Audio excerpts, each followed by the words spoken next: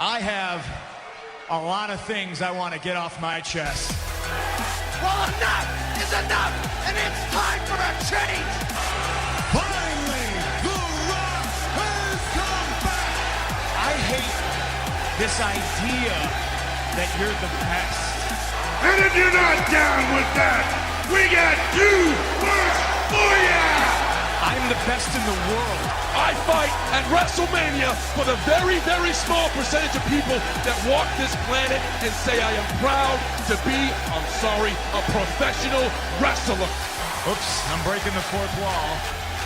It's Podcast of the Immortals with your hosts, Matt Bush and Jimmy Bellamy. All right, welcome to episode 24 of Podcast of the Immortals. I'm Matt Bush. I'm Jimmy Bellamy. We have another special guest this week.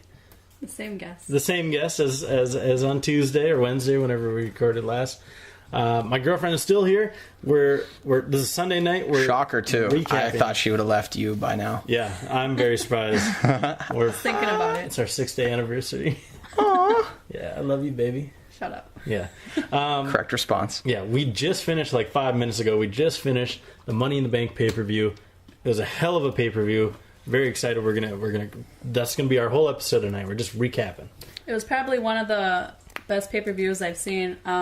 Actually, I've never watched Money in the Bank before, but I have to say, all the pay-per-views that I've seen, this one's the best one. Nice. It lined up nicely. It did. I think they set the card up right, and going into a lot of these pay-per-views, you see potential for a good show.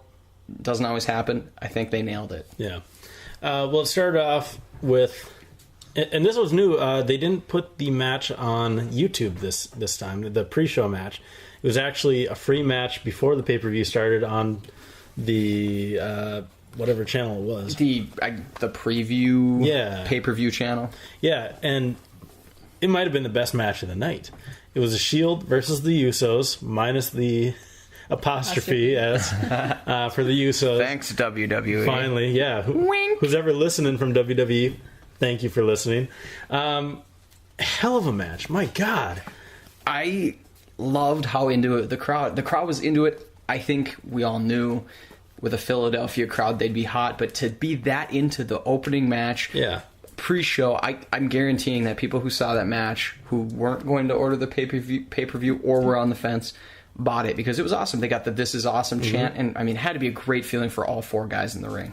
Yeah, my notes, like I was going nuts because I didn't expect much because it was on the pre-show. Everyone knew the Shield would win, which they did, but there was a few moments there where I thought the Usos were going to be champions. Yeah. I'm like, I can't believe they're doing this on the pre-show. Like, why didn't they? I really thought that the Usos were going to win it, and they didn't. But holy crap, it was just incredible. The crowd did go nuts for the Shield Plex, the quadruple. It was a quadruple superplex off the top rope. All four members of the teams were involved in it. It was just crazy. It was awesome. Powerbomb suplex combo. Yeah, which is what the Shield Plex is. It was like a turducken. It was like a duck crammed into a turkey, into a chicken or whatever. Yeah, holy crap. What a way to start a pay-per-view. And they followed it up immediately with another great match. And this one was the World Heavyweight Championship Money in the Bank match. If you make me pick a match, World Heavyweight title, Money in the Bank match, the official opening of the Money in the Bank pay-per-view was my favorite of the night. Yeah. Everybody, you could have made a case in that match for each guy to win it. Yeah. It was sweet. Well, I think what they did was really smart. They had a bunch of guys at the same level. And I got the list here. It was Cesaro, Fandango, Damian Sandow, Cody Rhodes, Wade Barrett, Dean Ambrose, and Swagger. The only ones who... I mean, Dean Ambrose could kind of stand above because he's part of the Shield and he's been U.S. champion for a little bit now. And Swagger had just had that run in the World Heavyweight Championship title mix. Mm-hmm. But everyone else was kind of like that upper mid-card, kind of just needs a break. So, like, the whole match, you weren't sure who was going to win. And I just loved it. It was really, really cool. A lot of big spots.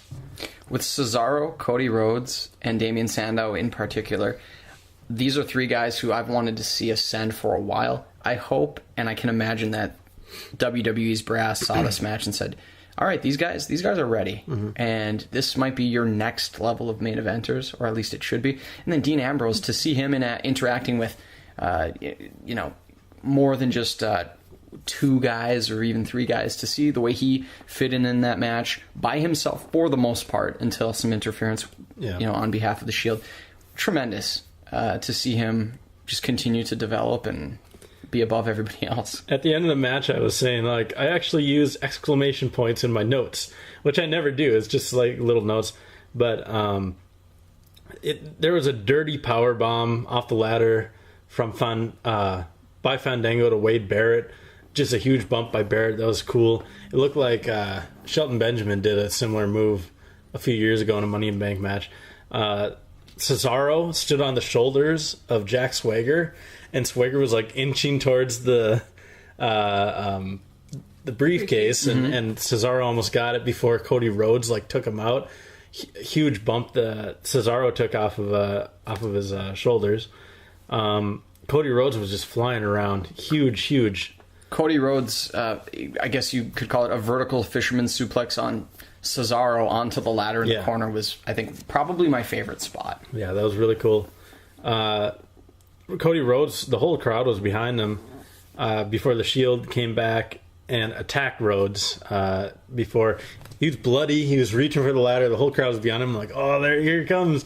But the Shield came out and thwarted those efforts. And then the Usos came out. Yeah. And took out the Shield. So it looks like they're extending that feud, which is cool. I hope the Usos get some mic time, because I still don't know who the hell these guys are or why I should cheer for them, other than what they do in the ring, and they have face paint. Yeah, I like them getting in the mix. They've really been positioned to look strong as a team. So Cody, here's my notes. The Usos attack the Shield now. Cody Rhodes getting over. It eventually turns down Cody Rhodes going back up the ladder, about to win, and Damian Sandow, his partner from the Rhodes Scholars, betrays Cody Rhodes, knocks him off the ladder, and gets the win for himself and becomes the new Money in the Bank. And you pointed out, I think a minute before that finish, that Sandow was hiding. We saw him crawl to the back of the announce table, and he hid there for, I'd say, 10 minutes. He pulled a HBK. Yeah, he stayed out of the fray, and I think that maybe non-smart fans maybe forgot about him, because everybody at some point was out in that match. But you knew, setting it up the way it was, that Rhodes was free and clear to win it. And of course, even the announcer said, it's Cody's night. And when they do that, it's anything but. Yeah. It's like a Black Widow almost, Segue. But yeah, it was incredible. We saw some blood. We saw some big spots. We had hot crowd. Awesome Philly crowd tonight, by the way. They were right in it. They were RVD chants right away to start the night, which is really cool atmosphere. Good job, guys. After the match, Brad Maddox, the new GM of Monday Night Raw, came out and said he can't fill the shoes or the high heels of Vicky Guerrero. And wanted to a thank you Vicky chant from the crowd, which didn't really happen. They kind of jeered her. Yeah, they didn't really they didn't oblige, but it was kind of a weird segment. Yeah. I was waiting for him to name another participant in that WWE title match. Yeah, which Kane was knocked out by the Wyatts on Monday, and there was a lot of speculation on who was going to take his place. Well, it turns out no one took his place, which was kind of odd. I guess we're vining right now. Is that correct? We are vining. Have you ever vined? You were here when I vined. I was here, but it's Jimmy's new favorite toy. Love to vine. Yeah, he loves vines more than Tarzan. You are so hilarious. All right, our next match was The Miz versus Curtis Axel for the Intercontinental Championship. It wasn't that bad of a match, but it didn't hold the crowd after the first two awesome matches. I think this match fell victim to being after the Money in the Bank ladder match, and also being one of those matches where the conclusion was inevitable. Yeah. I didn't see Axel dropping the title to Miz, because having the belt on Miz is I think, irrelevant. Yeah. And dropping it off of Axel only hurts him. I mean, he's much better with a belt at this point. What I did love was, Paul Heyman's from Philly. ECW's from the East Coast. And is it Philly? Yes, Philly is in the East Coast. No, I mean ECW. Yes, the Hammerstein Ballroom. Hammerstein Ballroom is in Philly, right? Correct. Okay. So ECW, Philly, home of ECW. Heyman's back. Crowd's going nuts. Miz basically gets Paul Heyman kicked out of the ring. Doing the old Ric Flair, Eddie Guerrero. Yeah, the light sheet steel. He pretended to be hit by Paul Heyman on the outside, and the ref kicked him out. Which is, I love that. I love when the WWE kind of just all your expectations, all your hopes, and then they immediately turn it on you and draw some heat. I thought that was really cool. But what was bad was that they were booing the Miz, who's supposed to be a face. Mm-hmm. So that wasn't very well thought Heel out. tactics by the babyface. Yeah, we want Heyman chant started immediately after he was left. The match was okay. Miz kicked out of a perfect plex. And then Axel wins after an Axelplex. And we say that because it's yet to be named. I don't know what to call it. It's like a reverse Crossroads or something. I haven't heard them call a name for it. One of the guys we were watching the pay-per-view with said, "What's that move called?" I'm like, I don't know because I haven't heard them say it. It's a Minnesota Mangler. I like it. Yeah. Minneapolis Mangler maybe because he's billed from Minneapolis now. Our next match was really good, and I'm really happy with how the Divas have been going. AJ versus Caitlyn for the Divas Championship. Good match, and you pointed out during the event that sometimes the Diva matches are the ones we get up and use as a bathroom break or a time to reload our food plates. For years now. But this is two straight pay-per-views that they fought? Yeah, 2 straight pay-per-views where they fought terrific matches. I like the AJ and Caitlyn rivalry. I like both of them as competitors, and AJ retains. I was happy to see that just because it will help both the rivalry with Caitlyn and it will help with the storyline involving AJ and Dolph Ziggler. Yeah, it was really good, and my God, I mean, Caitlyn's a good wrestler, but AJ sells like Dolph Ziggler. I mean, it's so good in the ring. She's improved so much. I remember when she first came up, she had a match with Natalya, and I'm like, boy, she's not going to last too long because she couldn't go in the ring. But she makes the other wrestlers look so good that you totally believe it. And her finisher now isn't a power move or anything, but it looks it looks like it hurts like hell. Mm-hmm. So it's totally believable that she can win these matches without overpowering the opponent. I like AJ because she has that perfect combination of in-ring ability. She makes everyone she competes against look better, and she has that. I don't know what it is. Juno Sikoa. But she's able to get the audience. I don't want to say on her side. She's good at being a heel, but still being popular. Without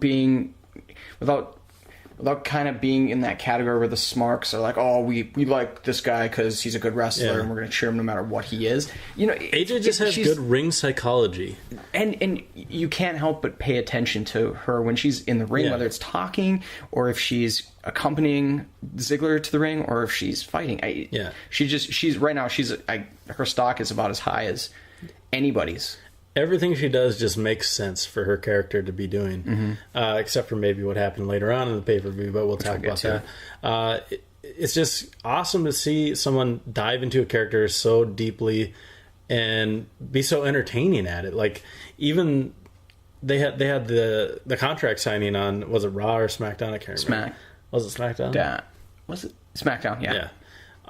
I loved it. Just her talking and... and then a big spear. It's just entertaining to me. What do you think, Nickole? You've said it all. You know how he feels about AJ. Yeah, I know. I know how you feel about AJ too. We're not getting into that right now. Ladies liking ladies. Okay. Right. Mo likes that too. After a fantastic Divas match, I was kind of disappointed by our next match. Hey, Mo. Come here, buddy. What was the next match? The next match was Ryback versus Y2J. I'm gonna say I was surprised by the way the result happened, not necessarily by the result. I thought Jericho would win. Ryback won, but winning on a roll-up really surprised me. I was thinking that somehow, as I stated earlier in the week, that Ryback would find his way toward aligning himself with Vicky Guerrero. I thought a loss would do that, but yeah. I'm wondering what this will do, how this will carry over. You've said before that Jericho has a tour date set for the night of SummerSlam, so that he probably won't be in the picture. It sounds like he might be going away for a little bit on tour with Fozzy again. But this match was just not great. And I love Y2J. He's one of my top 5 ever. Mm-hmm. But it just didn't deliver. Early on in the match, there was a Goldberg chant, of course, but there was also a Boring chant, which was kind of disappointing. I see. I was a little surprised that this match didn't deliver even more. Jericho's matches usually stand out no matter where they are on the card. No.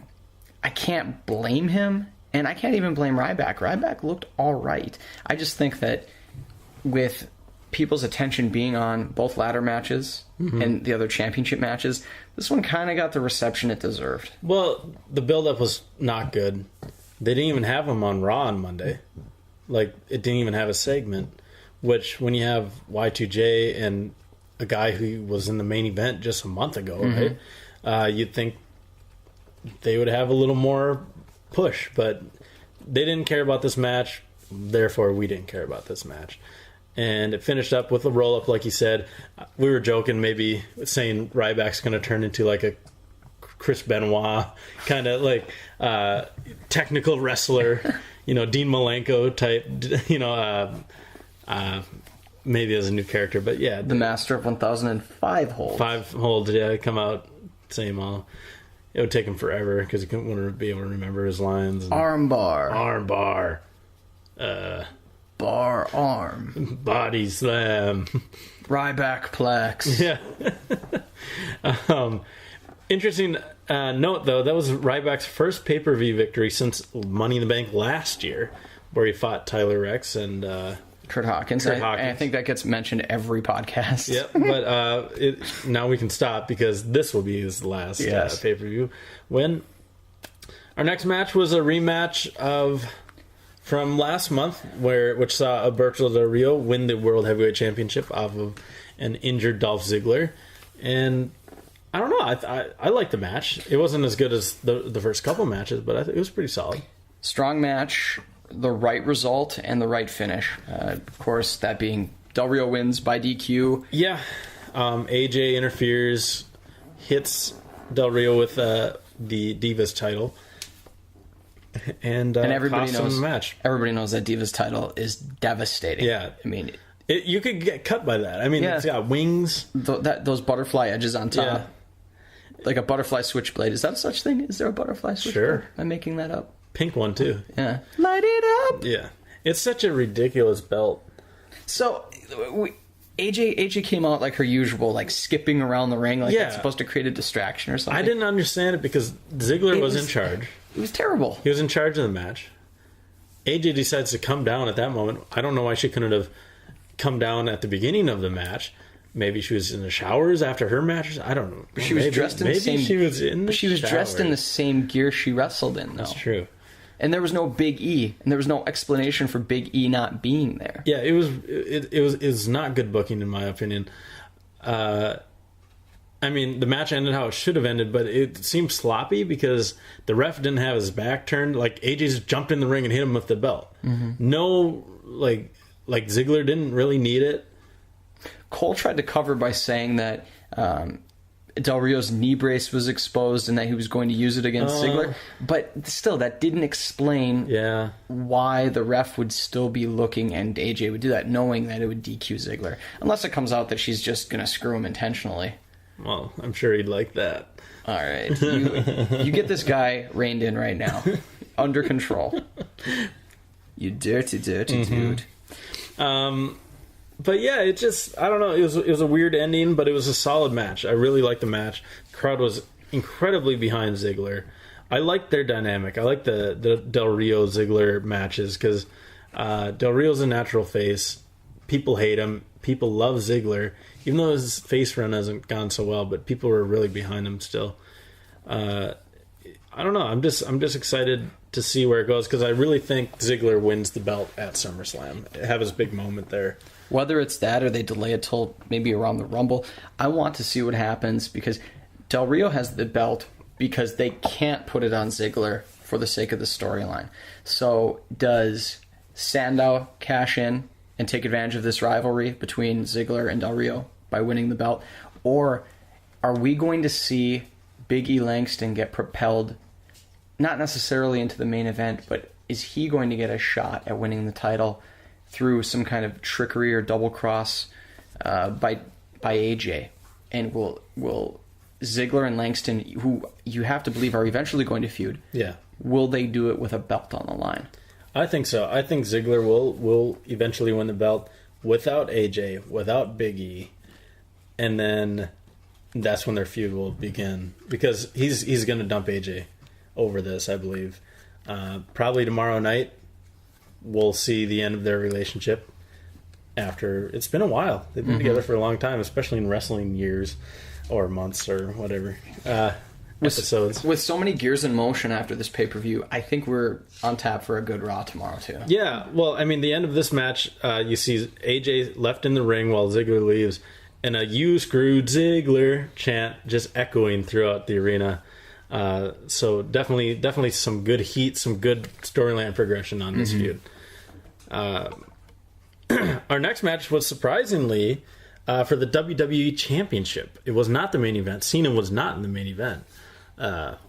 Which I was surprised by because I really thought you'd want the Money in the Bank winner to have a chance to cash it in because there's that suspense, but they decided to go against that and have Mark Henry versus John Cena as a penultimate match. I love when you use that word. Thank you. Mo does too. Ooh. He loves penultimate. Yeah. I said ultimate. I think that they wanted, for some reason, to take away that fan speculation. I don't know why. I mean, maybe they thought that if they got the championship match out of the way first, it would eliminate that disappointment that the crowd, both in the house and at home, would have with Orton not coming out, or the winner, I guess, at this point, because you didn't know who would win the ladder match. They wanted to just get rid of that so you could focus your attention on the matches each individually. Not surprised Cena won. I couldn't see Mark Henry going into SummerSlam as the champion unless what they would have had was have him win here and then lose soon, or have him part of a triple threat match as champion involving the Money in the Bank winner and Cena. But of course, the way it played out now, I mean, we could have, I don't think we'll see a straight up rematch, but we could have somebody just fight for the number one contender spot. Well, I read tomorrow's main event is John Cena versus Mark Henry on Monday Night Raw. Okay. I don't know if that's still going to be that, but that could be the end of their feud because they are moving on to Daniel Bryan and John Cena at SummerSlam. I don't know how they're going to book Daniel Bryan to get into that match. I don't know if they're turning him heel. I highly doubt they will because he's got so much momentum. But yeah, the way they booked it, it makes sense because I'm really excited. I think Daniel Bryan does win the championship at SummerSlam, and I think they can then have Orton cash in on Daniel Bryan and continue that great feud. That's how I wanted it to happen, and that's how it's looking like it's going to go, unless Super Cena pops his head open again on August 14th or whenever the frick it is in LA, which is highly possible. But the Cena-Henry match, it was slow moving, which you expected. But for how slow they were moving, John Cena sure had some sweaty ass going on. I don't know. Did you guys see that? It was, we call that SWAS in the business. Yeah, and that's actually what I wrote on Twitter. But yeah, SWAS up the wazoo. It's probably muggy. I mean, think about how it is right now in Duluth. It's muggy. Yeah. I walked home from the pay-per-view, and it got a little sweaty on the lower back. I'm not going to little swass going on. hide that from you guys. So I can imagine Philly probably experiencing similar conditions. That arena full of all those people, probably even worse. And the khaki shorts are not conducive. No, not at all. I mean, there's not a whole lot of breathability inside those trunks. No. I can't believe we're talking about swass right now. But yeah, Cena, that was what I was looking on Twitter the most for, because I didn't really care about the match that much. But it got a little better as it went on. Cena rose above the hate. Yeah, and he hit an AA. But Mark Henry kicked out of the AA, which was pretty awesome. Cena then jumped off the top rope, and Mark Henry caught him and put him into the World's Strongest Slam. Cena kicks out. Henry then took off the turnbuckle, looking to use that to his advantage, but then Cena countered it and hit him into the turnbuckle himself, and ended up putting Henry into the STF. Henry was able to reach the ropes, though, and then the official gets hit, and Henry kicks Cena in the nuts. But then Cena kicked out of that. And Cena counters the World's Strongest Slam into an STF. And finally, Mark Henry taps, and John Cena goes home as the reigning WWE champion. So we have the "You Tapped Out" chant to look forward to tomorrow. Yeah. It's such a shame, because this feud started so well with that fake retirement, and you actually believe Mark Henry could win. And it's going to end so quickly after one match. It's kind of sad. Like, I wish Henry would get a run, but the timing just wasn't right. During the show tonight, I thought if the pay-per-view had been 1 or even 2 weeks away from his retirement speech, there would have been monster momentum going into this match tonight. But it really got lost in the shuffle of the latter matches, as far as hype even, because every week was the same thing. He came out and called the crowd puppets, said he had them fooled, and that was fine once, but to do it again and again, it got stale, and to me it became inevitable that Cena was likely to win, especially with a big pay-per-view like SummerSlam on the horizon. Yeah, it sucks that they get into these holding patterns, because they need certain main events at certain pay-per-views to get bigger buys, and they got their part-timers who need to come in. I wish they could just go with the storyline and whatever's working best, and it wouldn't matter what time it is, except for maybe WrestleMania season. But they really do get stuck on what, like, they're like, oh yeah, we got to have this at this time, and it's unfortunate. I'd like to see Henry get a quick, even if he just wins it for the month. Yeah, I'd be happy with that. Cena's not immune to these short runs. I mean, he's 11, 12 times. I think 12 times, or is he up to 14 now? I think that's total. He's been world heavy. I'm talking about all world titles. Yeah, world championships. He's like 13 or 14. I know he's got like 11 WWE championship runs. Okay, so if they could even just give Henry a little bit, I'd like to see that before it's all over for him. Yeah, for sure. I mean, the 17 years he's been through sexual chocolate. He was in a Nation of Domination. He was, the world's strongest man. And he got sent down for, I think, 2 full years to OVW back in, I want to say, 2000 or 2001, before he came back. And that's when he came back with the dreadlocks, which he is holding on, trying like hell to hold on to. Yeah. As he's balding. Yeah, I know the feeling. Our main event was the WWE Championship Money in the Bank match. RVD comes out first to massive pop. Christian, Daniel Bryan, Orton, Lobsterhead, and CM Punk all follow. Right away, Punk and Daniel Bryan were left alone in the ring, which was a really cool moment. They didn't really do much, but it was cool to have those two former indie stars sharing the ring together again. I really hope we get that as a WrestleMania match at some point down the line. I would love to see that, and I would love to see a title on the line for that match as well. Later on, all 6 men were on the ladders. It was kind of a reenactment of the poster for Money in the Bank.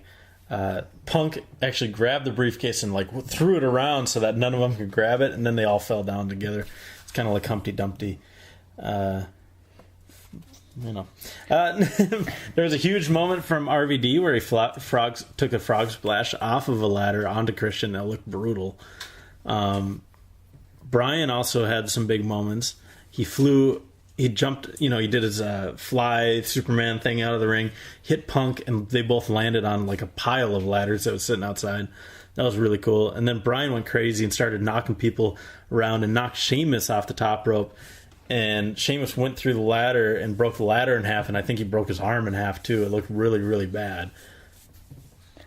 I'm reading right now Sheamus's tweet. The reports of my demise have been greatly exaggerated. Oh. And that was as of 25 minutes ago. But it looked ugly, and even with that tweet being written, I'd be shocked if he hadn't either suffered a broken arm or a badly separated shoulder. Yeah, he's going to be... I mean, it looked bad. He could have just jammed something, but it looked pretty brutal. Like, you can't land 300 pounds of mass falling from 10 feet, You know how bad... On one arm. You know how bad it is when you're maybe walking down the stairs and you expect there to be another step, but you're already there? Yes. And you can kind of like jam your knee. Yeah. When he was falling, that's what it looked like. Like, he didn't expect the ground to quite be there yet, and you just saw his body continue to move toward it. And it looked brutal. It certainly wasn't... you didn't see a snapping of any kind, but it looked like... and even in real time, you could tell it was nasty. Yeah. And we went back and watched that like 7 times. Yeah, and my favorite quote of the night was you. Why do they do these things? I can't believe they do these things. I think that's what I said. It just cracked me up. That's why I'm here. Yep. So Brian knocks him off the ladder. Daniel Bryan was about to grab the briefcase after this, and Curtis Axel attacked him. He came from the back, and we assumed was, to help CM Punk, because CM Punk was on the ground, not able to get to Daniel Bryan. CM Punk didn't appreciate it as much as you would think, and he attacked Curtis Axel. He gave Axel the go to sleep on the outside. Paul Heyman comes down, immediately yells at Axel, who is dead to the world, and says, why would you come on here and do this? Yeah, he's like, that's my best friend. CM Punk wanted to, just do his own thing, with him saying that he didn't want... How dare you talk? Like me, saying, that he didn't want Paul Heyman at his side anymore. He didn't want anybody's help. So I think that that's why, CM Punk did what he did to Curtis Axel, because he just wanted to do his own thing. He didn't want anybody's help. And it's been weird because Punk has been a good guy with a heel manager in a way that these last couple of weeks. So it's like they needed to create a separation or something to prove that he's a babyface. Well, it was kind of like the AJ and Dolph thing, because it was another end of a relationship. Paul Heyman comes down and he's yelling, that's my best friend, that's my best friend. Which didn't make sense, because CM Punk was about to lose the match. He was helping out. But then CM Punk starts scaling the ladder, and Paul Heyman attacks CM Punk, definitely putting an end to their union or whatever it was, bromance, what have you. Hit him 3 times and actually busted up CM Punk in his head pretty bad. He was bleeding really bad on that third shot. And we watched that back, and it looked pretty bad. Mm-hmm. He took it. I don't want to say like a champ, because I think it's stupid to take shots to the head these days. Yeah. But he took it full on, right to the old noggin, and got cut open by it. Yeah. Before that, there were "We Want Lesnar" chants from the crowd, because there was speculation that Lesnar was going to interfere and cost CM Punk the match, which would lead to their SummerSlam bout, which has been highly, highly talked about for many months now. But there was no Lesnar to be found. They continue to not show Lesnar unless they promoted him, especially on a pay-per-view. He is scheduled to be at Raw tomorrow. Really? I'm pretty sure he is scheduled and advertised. Right. This, of course, clears the way now for a full-on Heyman and Brock, and even Curtis Axel against Punk. Yeah.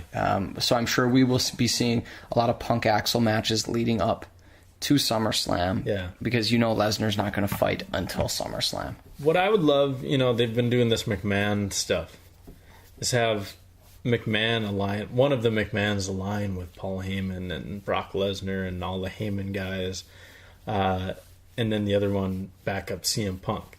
And that could lead to a Survivor Series match eventually down the road in like November, right? I think that's November. Yep, always Thanksgiving. Yeah, so that could be cool. And I've been reading that the McMahon angle is gonna build steam through SummerSlam and eventually lead to a WrestleMania feud.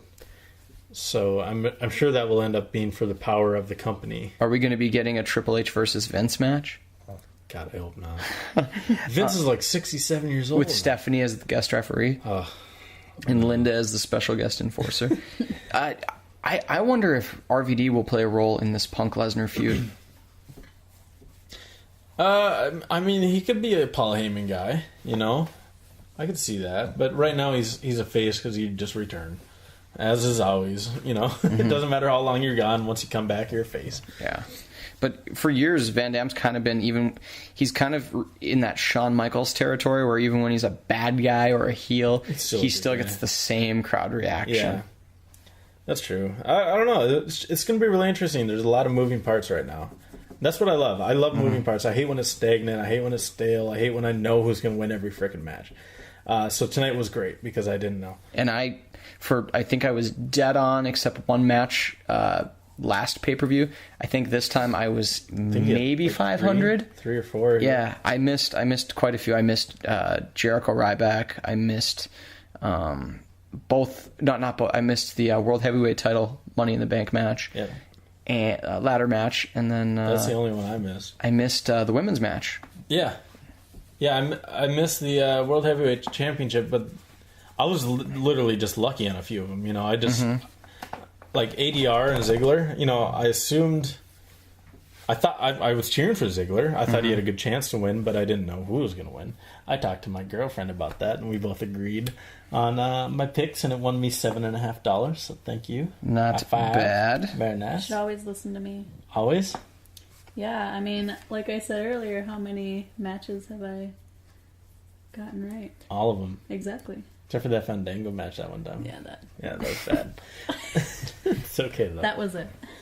But yeah, it was awesome. After the Heyman attack, Heyman actually got booed out of Philly, which I didn't think was possible.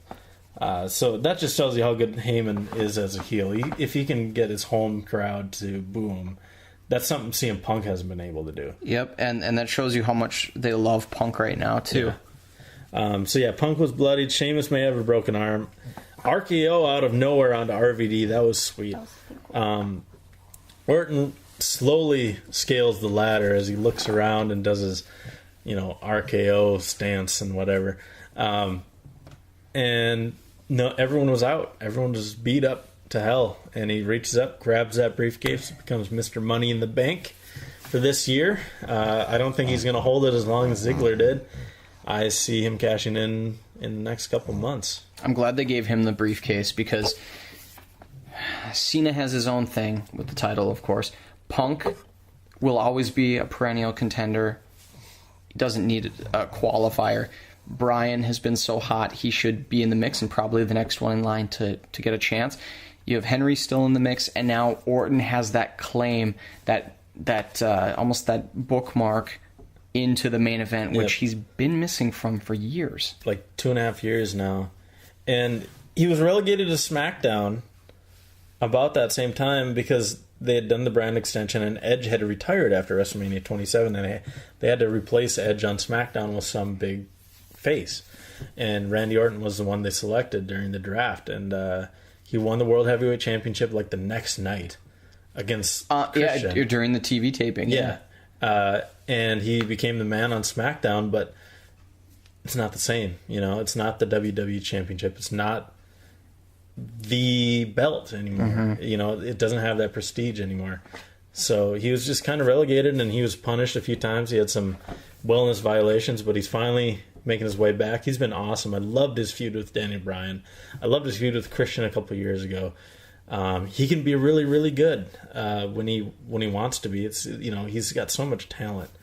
I'm just really excited to see what happens, and I hope it's a Daniel Bryan feud because those two were awesome together. Their matches have been highly entertaining, and these are two guys that need to be in the WWE title mix, not the World Heavyweight title, but WWE for a while. Yeah. And the more stars, and it's hard to say because there are conflicting opinions. Some people say the more people you try to elevate, the fewer stars you have. You need to take one guy and run with him. But I think they can prove to make a couple of big guys to go neck and neck with Cena. Maybe not overall, because Cena will always have that kid demo.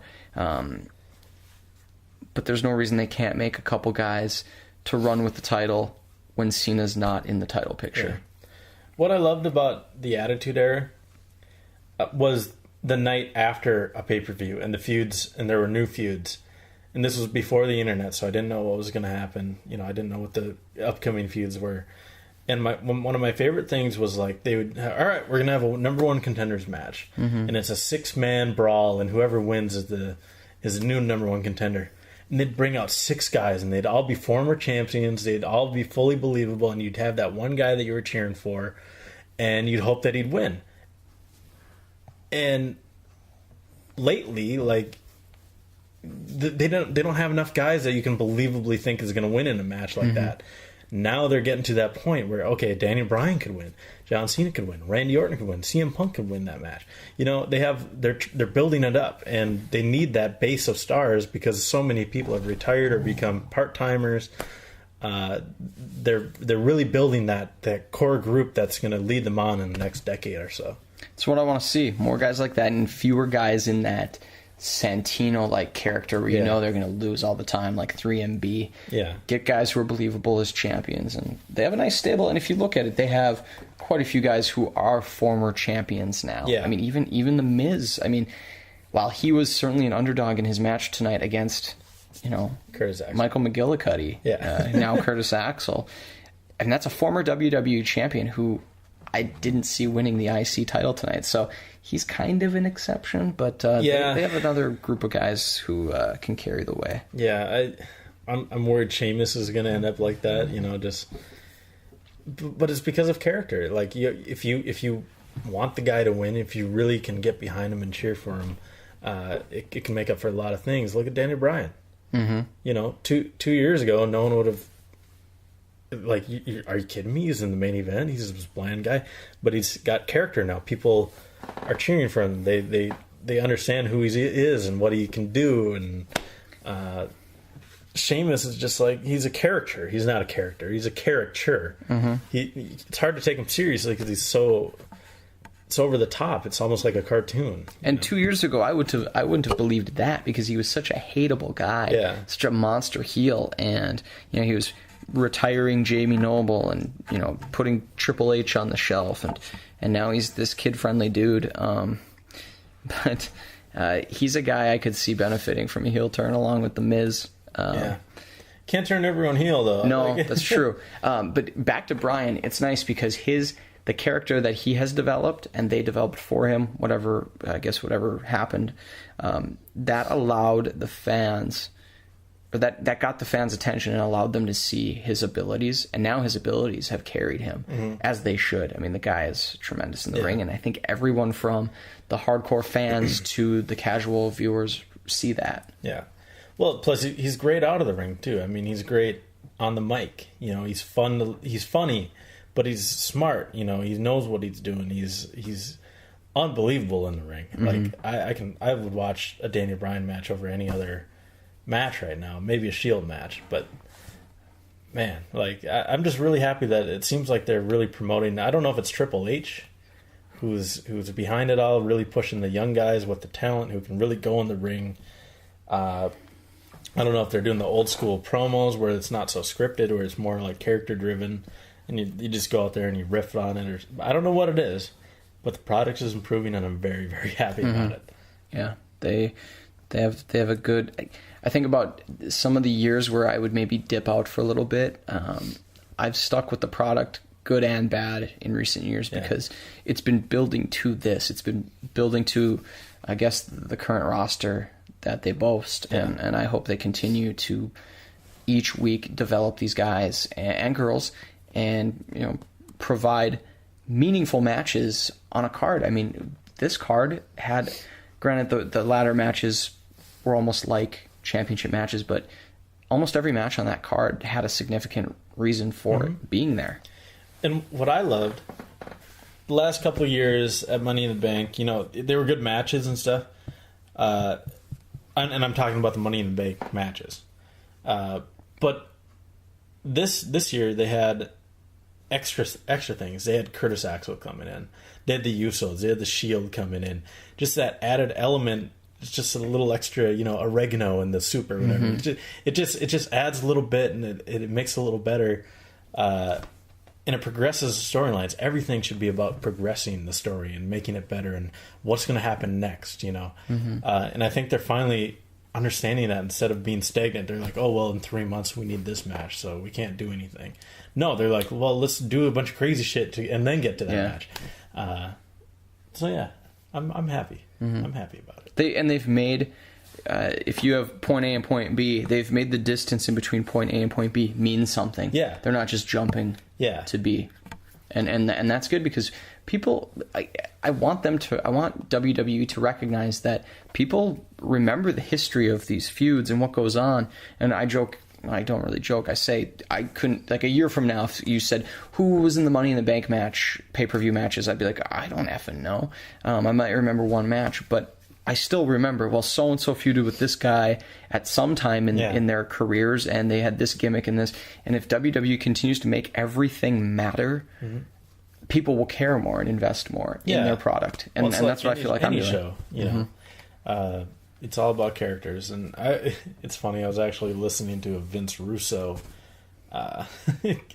interview. And he was talking about how he had 200 channels of TV one night, and he was flipping through, couldn't find anything. And then he stops on All in the Family from 1972 or whatever it was from. And how that, 30 years later, was the best thing on TV. And why was it the best thing on TV right now? And it was because of the characters. It's all about character. And then the story was built around the characters rather than, action and then story and then characters. Yeah. It was all about the characters first. And he said to him that's how he would try and write stories. I know Vince Russo is maybe not the best example of good wrestling writing, but he had a great point, and I think they're getting to that point with WWE, and that's my long roundabout way to get to that point. I agree. Yeah. But we'll try and wrap it up here. We got through all the matches. What was it, final thoughts and maybe a prediction for SummerSlam? How about that? I'm going to say overall pay-per-view met my expectations, which were relatively high for it. My prediction for SummerSlam is going to be that Punk Lesnar will be... Oh, God, I just don't think it's going to live up to whatever hype is created for it. Who wins that match? If they go one match, CM Punk. If it drags on, I say Lesnar wins at SummerSlam. Nickole? Leave me out of this one. I'll go. Because I'm tired. Okay. Oh, sippies. I have a long day tomorrow. There's pillows and blankets right there. You can just curl up. Nah. I really enjoyed this pay-per-view. I think it's one of the better... It's one of my favorites every year. I don't think it quite met the 2011 Money in the Bank, which saw Cena versus Punk, but that's an all-time classic, of course. But I liked it. I give it a B+. It's hard to get an A from me, but I'll give it a B+. I'm a tough grader. Yeah, she gets an A. My prediction for SummerSlam with the CM Punk versus Lesnar. I think Lesnar wins, and I think it starts to build him. I think he'll have a title run that goes into Mania, and come Mania season, guess who comes back and wants his rematch clause? Triple H? The Rock. Oh, why did I say Triple H? I have no idea. No, I'm an idiot. Yeah, I think The Rock comes back, says he never got a chance to get his rematch for that title that was rightfully his, but he was injured and wasn't able to get his rematch clause, and he wants to face Brock Lesnar at WrestleMania. Okay. I think that's what it builds to. What I want to see is WWE TV is better with Paul Heyman in it. So if they can extend any kind of Punk Lesnar feud or Punk Heyman feud involving some quality wrestling matches, of course, not Heyman participating in the matches, whether it's Axel or Brock or RVD or somebody unknown yet, I want that to happen. I want Punk to be in meaningful matches. I want Punk to have a title run sometime in the next, I'd say at the latest, I want the belt on him at Royal Rumble. I don't think CM Punk wins another WWE championship until the end, until after WrestleMania. I can see that. I don't want that, though. No, yeah. I mean, I just think Daniel Bryan is going to have it for a little bit. Randy Orton's going to have it for a little bit. And obviously I said Brock Lesnar. So I think those are the next 3 title reigns. Okay. All right. That's just my prediction. Cool. Thank you for listening, guys. We'll be back on our normal schedule on Tuesday, right? Yep. Well, actually, shit. You're going to be gone. I'm going to California. What? Yeah. When are you leaving? I leave Tuesday night. I'll be driving down to the cities, and then I fly out Wednesday morning. Well, do you want to do it Monday night after Raw? Tomorrow night? Yeah. I work Tuesday night, not Tuesday morning, so I could do anything tomorrow night. Yeah, we could do. I work till 8:30. I'm free after 10. Okay. Well, let's do. We'll be back tomorrow, guys. Sweet. Talking about Raw. Maybe. Yeah, that'll be good. Thank you for stopping by, Nickole. Even though I know you're tired and you don't want to talk, thank you for adding a couple cents into that. You're welcome. Thank you. Thank you for being here, Nickole. It was a pleasure to have you this week. Thank you. It was good to be here. See what you guys do. Yeah. All right. Thanks for listening, guys. Be sure to follow us on Twitter at ImmortalsPcast, at 97Bush, at Jimmy Bellamy, at Nickole1. Nickole1. How do you spell that again? MANNIKKA1. You got a few followers last week, didn't you? I did. Thank you to those that followed me. Like I said, I don't I don't use Twitter, but I'll probably start using it now. So. Yeah, sweet. Also, be sure to rate and subscribe to us on iTunes. We love that. We love all the feedback. I was thinking we might, if you want to send some, there she is, yeah. If you want to send some questions to us, maybe we'll have a Q&A. You can send it to us, to our Facebook, to our email, Twitter, whatever you want.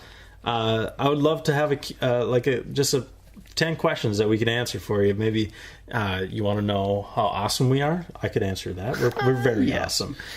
And also Dan Tracy, who was a recent guest with us, he is driving back from Chicago, was not able to see Money in the Bank, so a shout out to him, and he will be listening to this as soon as it's up. Awesome. Cool, Dan. Peace. Bye.